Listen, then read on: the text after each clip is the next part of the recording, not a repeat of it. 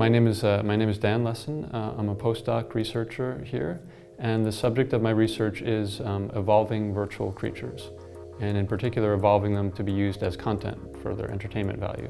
And they're creatures that exist in a virtual world. They're physically simulated, and you try to get them to do things like locomotion or jumping. And the way you try to get them to do this is through simulated evolution. So you have a population of them, and you test them out in the simulation, and you give them a fitness score based on how well they did. And then based on the fitness score, you decide whether they'll be continued into the next generation. So they can become parents for breeding a new child, or they can just be mutated, or if they're really good, you keep them directly from one population to the next. And as you repeat this over time, the fitness in the population tends to get better.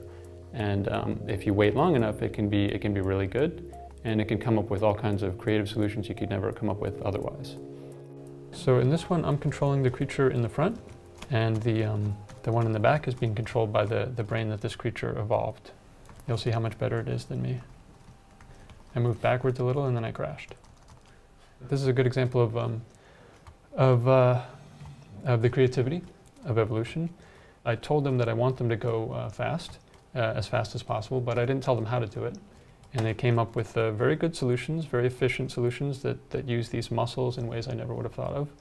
And even though I'm the person that set up the whole system and started it going and asked it for these results, I still don't know how it did it. And even with a lot of practice, I can't do it as well as the evolved brains can. I guess to me the most interesting thing is that they look like they're alive.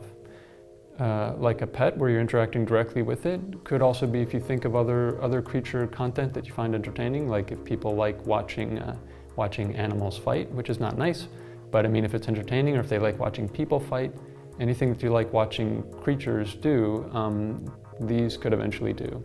And the other thing that's really cool about them is is that they're novel, so they can be like creatures that nobody's ever seen before. So that kind of interest in exploration and discovering new creatures in nature, you can have that, but basically without limits in this case.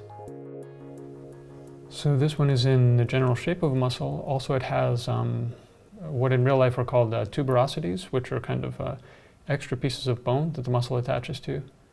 And in this system they're really useful because well, for technical reasons, it allows the muscle to wrap around the bones of the creature, which can be really nice looking. So my plans for the future with these creatures is I want to create an interactive version of the system I've been working on. I think that'll be the ultimate expression of this system. So the way it is now, you have to define the fitness function by writing code, by programming and dealing with math, and it's fixed ahead of time. And the same thing for building up a complex behavior out of the smaller behaviors. You have to kind of plan it out ahead of time to some degree, and it's really the work of a programmer and a researcher. But if you could do it interactively, then anyone could do it. So it opens up that kind of research to the whole world. And then also I think it could have this benefit that it's a kind of gameplay, hopefully. It's a new way of interacting with it that's just rewarding in its own right. So I think it could be a really unique new gameplay that people could really like.